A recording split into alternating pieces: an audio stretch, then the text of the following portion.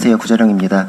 오늘은 두 가지 얘기를 해볼까 합니다. 첫 번째로는 총선에 대한 이야기입니다.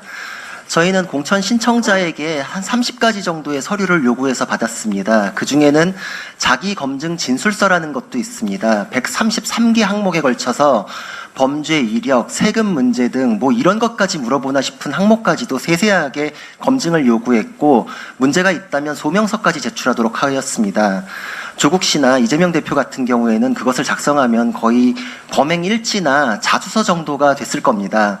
당연히 그분들은 우리 당에서 공천을 받을 수 없습니다.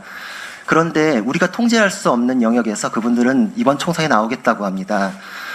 저는 어디 내놔도 부끄럽지 않을 분들이 국회의원이 되는 것이라고 믿어왔는데 그 건전한 상식이 위협받고 있습니다.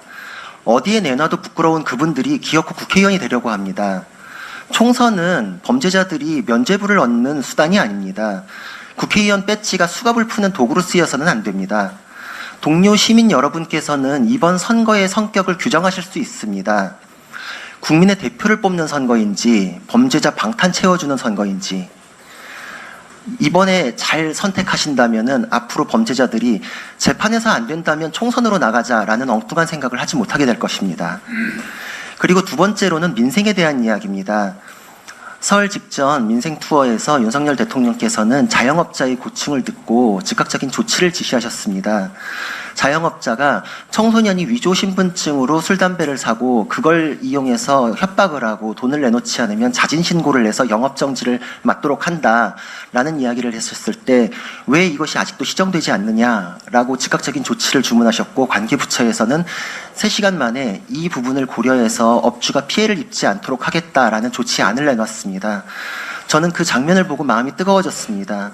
저는 그런 사건을 하면서 굉장히 막다른 벽에 부딪힌 느낌을 많이 겪었었기 때문입니다. 법에는 잘못이 없습니다. 그럼에도 불구하고 자영업자를 피해자로 내몬 것은 그 법의 의미를 기계적으로만 적용한 공무원에게 있었습니다.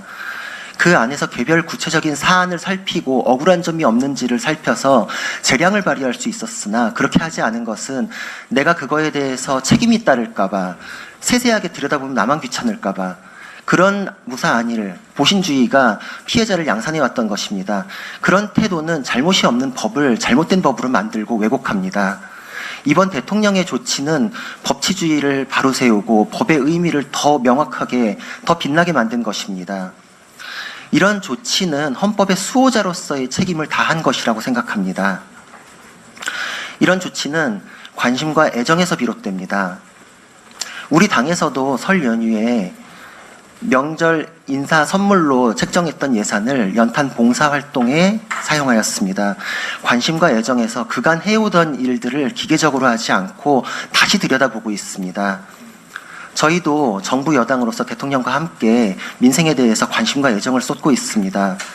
저희는 새로운 정치를 가지고 왔고, 이 관심과 애정은 이번 총선에서 승리한 이후에는 당연한 기준으로 자리 잡을 것입니다. 저는 목련이 피는 그 계절을 설레는 마음으로 기대하겠습니다. 감사합니다.